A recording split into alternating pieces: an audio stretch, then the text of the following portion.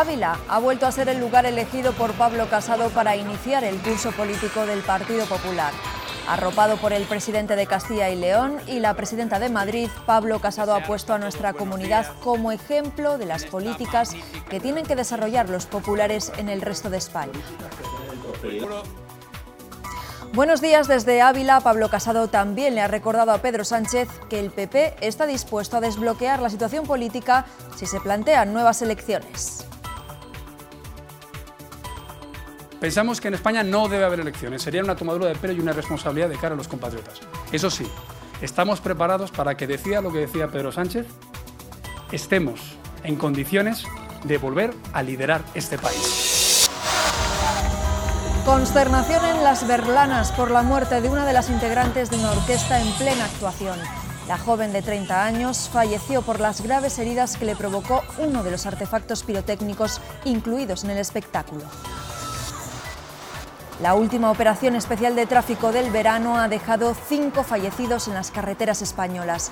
Este fin de semana se esperaban más de 5 millones de desplazamientos, de ellos 700.000 por las carreteras de la comunidad. Homenaje a las víctimas de la Segunda Guerra Mundial en Polonia. 80 años después, Alemania ha pedido perdón a través de su presidente. En Salamanca, una asociación busca recuperar la historia de 18 de los 4.000 españoles recluidos en campos de concentración nazis. Comenzamos septiembre con nubosidad en la mitad norte de la comunidad que puede dejar lluvias débiles a lo largo del día. Las máximas variarán entre los 22 grados de Burgos y los 29 de Salamanca. Las mínimas rondarán los 10.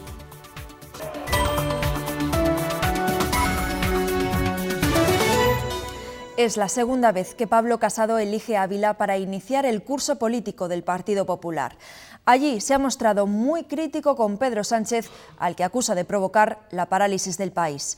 El presidente del PP no quiere que haya nuevas elecciones, pero en el caso de que las haya, asegura, hará todo lo posible para liderar un gobierno con los partidos de centro y derecha.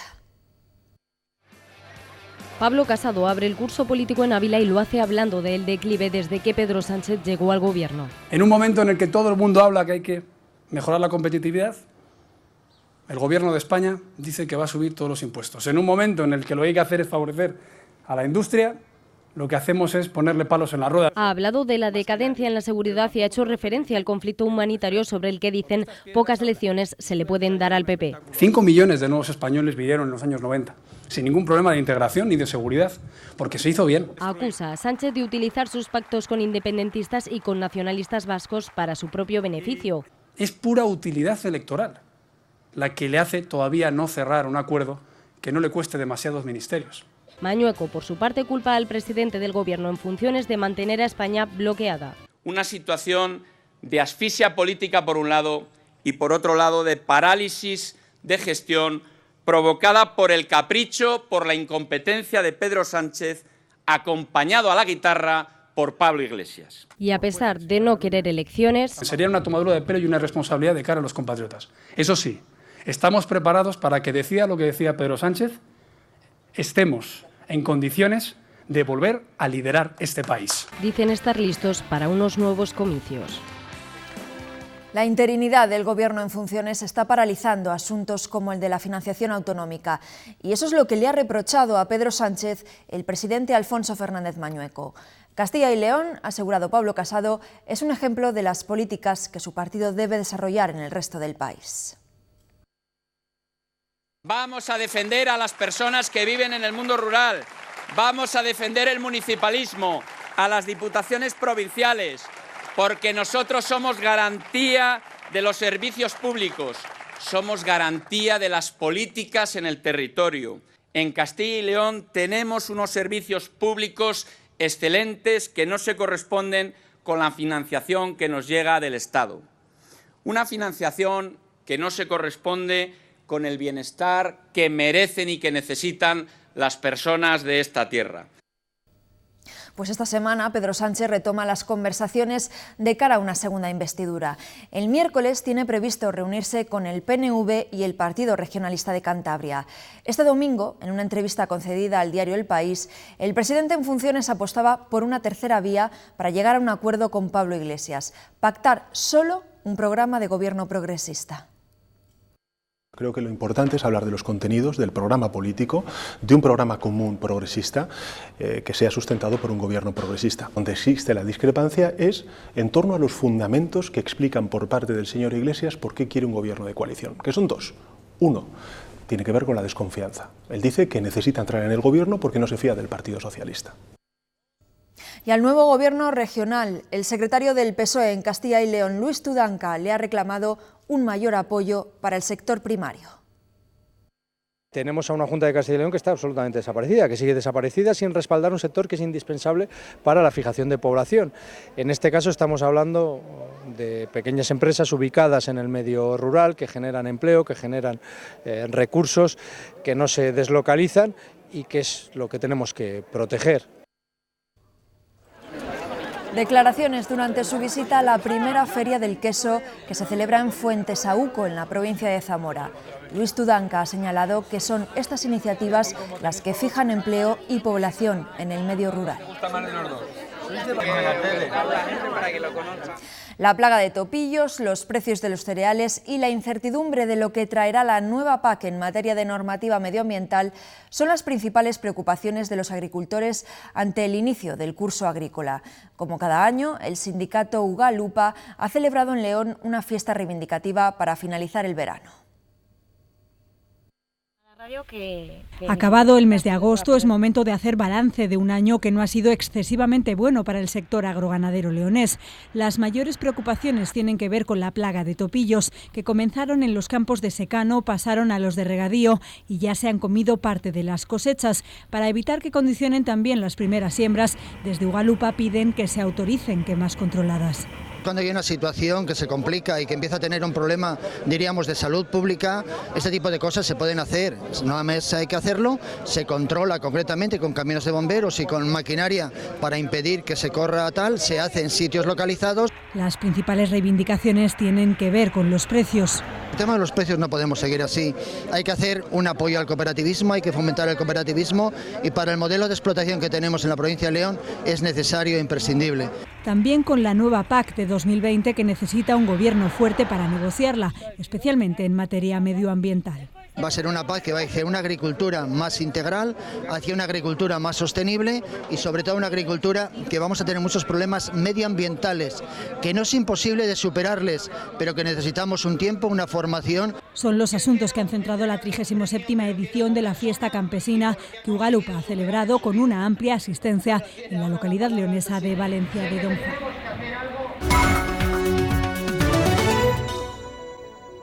Un fallo en la pirotecnia de una orquesta durante una actuación pudo ser la causa de la muerte de una de sus integrantes. Una bailarina de 30 años resultó gravemente herida y murió poco después. Ocurría en la verbena del municipio obulense de Las Berlanas. Los vecinos están consternados. Nadie se explica cómo pudo ocurrir esa desgracia. El grupo llevaba años llevando a escena el mismo espectáculo. Poco antes de las 2 de la madrugada, cuando la orquesta Super Hollywood realizaba el primer pase de su espectáculo, ocurría la desgracia. Una explosión y que la debió de reventar o algo así, la llevaron con la ambulancia y nada. Que subieron personas de aquí, una que era médica, otra que era enfermera y otra también, pero que no pudieron hacer nada. Un artefacto pirotécnico explotaba impactando contra una de las cantantes de 30 años que era trasladada en Ubimóvil al complejo asistencial de Ávila, en el que finalmente fallecía. En la fabricación, que ahí es donde parece ser que está el problema, en la fabricación, en lugar de poner la carga normal que se viene haciendo, pues eso llevaba otra cosa. No sé si llevaría pólvora especial o dinamita o lo que fuera. Con los restos de la fiesta aún presentes y el cartel de la orquesta cántabra colgado en el bar, los vecinos del pueblo siguen conmocionados. Muy angustioso porque haya pasado una cosa de esta después de hace 60 años que ocurrió la desgracia que hubo, que murieron 2 personas también, que ahora volvamos a repetir otra vez la historia. Porque estas fiestas conmemoran una riada que asoló el municipio hace 60 años. Y otra vez a finales de agosto, en esta ocasión en el cierre de fiestas, la desgracia vuelve a cernirse sobre Las Berlanas. La última operación especial de tráfico del verano ha dejado 5 fallecidos en las carreteras españolas.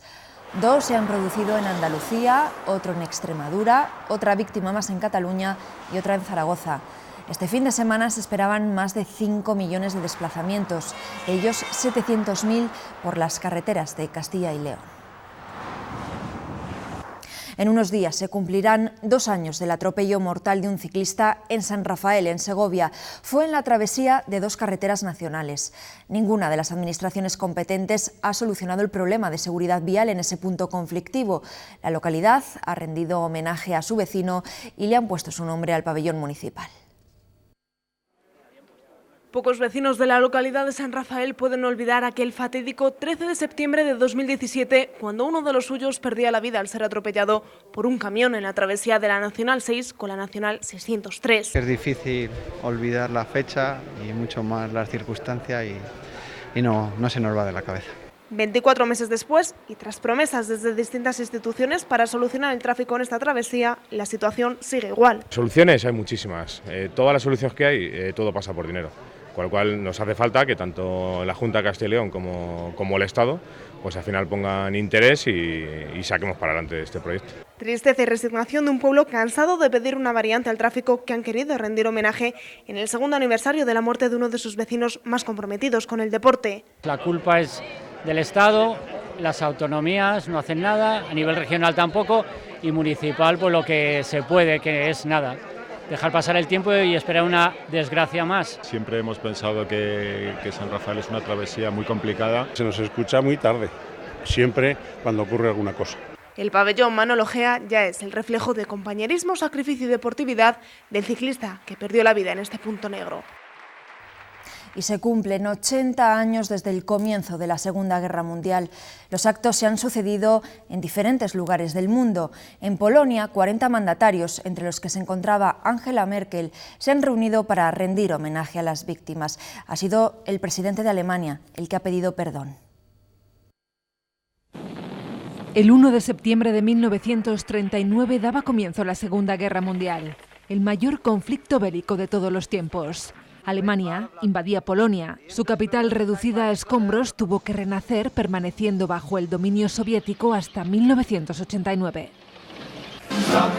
Hoy en esa tierra se ha querido rendir homenaje a las víctimas y para ello Alemania ha pedido perdón. No olvidaremos las heridas infligidas por los alemanes en el pueblo polaco. No olvidaremos el sufrimiento de las familias polacas ni su coraje y resistencia. Nosotros nunca olvidaremos. El primer ministro polaco hacía un llamamiento para recordar las pérdidas y exigía la verdad, mientras cargaba contra Rusia, país que no ha sido invitado y al que ha acusado de tendencias imperialistas. Polonia fue una de las grandes damnificadas de esta guerra. Perdió entre las bombas a 1/5 de su población, más de 6 millones de polacos. Pero no solo los explosivos mataron. En los campos de concentración desaparecieron la mayoría de los ciudadanos judíos. Imágenes duras y reales que nos recuerdan los errores de los tiempos pasados.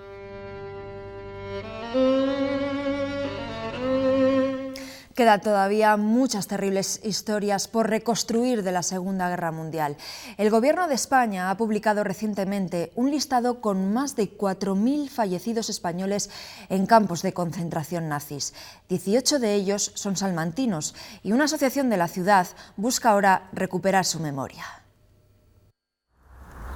Tras años de silenciamiento por el franquismo, la historia de los españoles en los campos de concentración va poco a poco saliendo a la luz. Un destino trágico para más de 4.000 personas, entre las que había alrededor de 40 salmantinos, exiliados durante la Guerra Civil a Francia, luego llevados a campos de trabajo y de ahí al horror nazi, en campos como Mauthausen. Hay una visita en el año 1940 del que entonces era el ministro de Exteriores, Serrano Suñer, el cuñado de Franco. Al día siguiente, todos estos españoles que están en campos de trabajo franceses son enviados a campos de concentración. Franco les negó la nacionalidad española. Cuando entran allí en los campos de concentración son marcados ya como apátridas. Llevan su triángulo azul y como tal son considerados y tratados. De los cerca de 40 salmantinos, 18 murieron oficialmente en los campos. Fueron mano de obra esclava, sufrieron experimentos médicos o directamente la cámara de gas. Pero al margen de su nombre, poco más se sabe, salvo algunas excepciones. Uno que era de Sanchón de la Ribera, José Lorenzo, que en el 45 muere el mismo día que liberan el campo donde estaba Bergen-Belsen. Empieza ahora el trabajo para recuperar su historia y poder cerrar así un episodio trágico.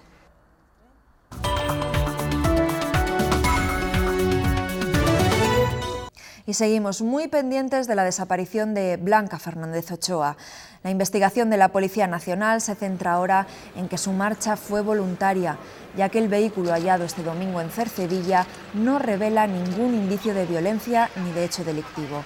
Hoy se reanudará la búsqueda con un dispositivo compuesto por 50 personas, 3 helicópteros y varias unidades caninas en la zona donde se encontró su coche.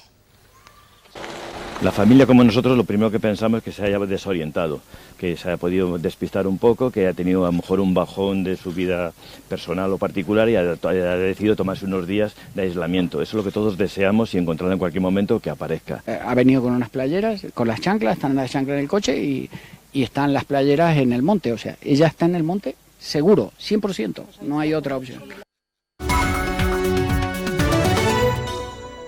Este 2 de septiembre, Medina del Campo y Palencia festejan a San Antolín. En la capital palentina hoy se vive el día grande de las fiestas con la tradicional procesión y la bajada a la cripta de la catedral. Por cierto, el palentino Pablo Casado asistirá a la misa en honor a su patrón. Palencia rezuma ambiente festivo. Sus calles se llenan estos días de alegría, colorido y, sobre todo, de arte, gracias a iniciativas como Expo Aire o el concurso de decoración de las PES de Palencia. Buenas excusas para recorrer las calles de la ciudad y encontrarse, por ejemplo, con ferias como la de artesanía o la del libro, que pone especial atención a la promoción de la lectura entre el público infantil a través de cuentacuentos. Los más pequeños también tienen la oportunidad de disfrutar del circo y de atracciones de feria, además de ser parte esencial de la muestra de artistas de calle, con espectáculos especialmente pensados para ellos. En el ámbito teatral también hay propuestas que conquistan cada año al público más tradicional, aunque la variedad también impera sobre las tablas del Ortega. Porque el programa en honor a San Antolín incluye actividades para todos los gustos y edades. No faltan los toros, una tradición con gran predicamento en esta tierra. Y por supuesto los conciertos, porque no hay fiesta que se precie sin música. Palentinos y visitantes han podido disfrutar ya de numerosas actuaciones, como la de Marco Flamenco o los clásicos de la edad de oro del pop español. Fangoria, Camela o Café Quijano son algunos de los nombres destacados en un programa musical con peso específico de los grupos palentinos, un sinfín de actividades que se prolongarán hasta el próximo fin de semana, llenando de vida las calles de Palencia. Pues vamos a ver cómo les va a hacer en sus fiestas a los palentinos y al resto de los castellanos y leoneses. Esta es la previsión del tiempo para hoy. Este lunes la estabilidad va a dominar los cielos. El sol y las nubes de evolución en el sistema central van a ser el fenómeno más significativo. Las temperaturas máximas empiezan a descender. En Burgos la máxima llegará a los 22 grados, mientras que en Salamanca será de 29 grados. Las mínimas entre los 9 y los 13 grados. El viento va a soplar de componente nordeste. Juan Martín Díez, el empecinado, es uno de los luchadores por la libertad más conocido de la comunidad. Nació en Castrillo de Duero, en Valladolid, donde cada año rememoran su historia. Además han presentado un cómic que recoge sus hazañas durante la Guerra de la Independencia. Para algunos es un gran desconocido, pero para otros muchos es un verdadero héroe. Juan Martín, más conocido como el Empecinado, fue un guerrillero constitucionalista que luchó siempre por la libertad. Son pocos los homenajes que se hacen a héroes como Juan Martín el Empecinado y a la lucha titánica que tuvo que soportar primero contra la perfidia francesa y después contra la perfidia de aquel marrajo cobarde que fue Fernando VII. Han pasado ya 244 años desde el nacimiento de este militar. Ahora, una nueva publicación en formato cómic recorre la vida de Juan Martín, contando sus batallas y conflictos. Era una especie de Sansón, un Hércules, dotado por la naturaleza de una fuerza descomunal y un encanto viril, por lo visto, que le hacía irresistible a las chicas. Entre la ciencia y la leyenda, los autores de este libro han conseguido plasmar con palabras e ilustraciones la aventura que realmente fue el día a día del Empecinado. Es una aventura impresionante y nada que envidiar con otros personajes que conocemos de extranjeros o otros personajes españoles. Y a pesar de que la historia es maleable, no hay duda de que Juan Martín nació en Castrillo de Duero. Por eso sus paisanos, año tras año, conmemoran su nacimiento y recuerdan al que fue, sin duda, todo un héroe por la libertad en España. Y en Laguna de Duero, hace 18 años, idearon la forma de dar más vida a su característico lago. Surgió así una iniciativa que se ha retomado ahora. Es una exposición de esculturas de 7 autores diferentes que se las ingenian para que sus obras no se hundan. Crear figuras ya es un arte, pero hacerlo y que se mantengan en el agua lo es aún más. Tiene la dificultad de que tienes que empezar a pensar en que el centro de gravedad de la obra tiene que estar abajo, es decir, cuanto más abajo esté, mejor, porque si no puede tener un problema caerse, ¿no? Hace 18 años en Laguna de Duero se les ocurrió la idea de exponer esculturas flotantes para dar vida al lago. Para que la gente viniera, para que al utilizarle muchas veces, haciendo muchas cosas, tuvieran más mantenimiento todavía y tuvieran más cariño de la gente. Una actividad que desapareció con la crisis. Los artistas normalmente andamos a veces casi mendigando espacios expositivos, ¿no? Entonces, teniendo esto y una vez que ya probamos, es decir, estos años que no ha habido muestra, pues hemos estado a disgusto de qué espacio perdido aquí, ¿no? Por eso hoy algunos de los autores que expusieron entonces celebran que la muestra se retome. El marco es incomparable. Hay que reconocer que hacemos exposiciones en salas de cierto nivel y no va nadie. Esto es triste. Entonces, claro, en un marco como este, ver a esta cantidad de gente emociona. Ilusionados quieren seguir rompiéndose la cabeza con sus creaciones y poder verlas sobre el agua de este paraje.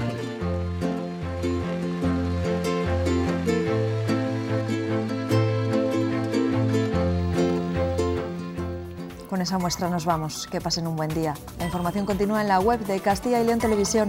Adiós.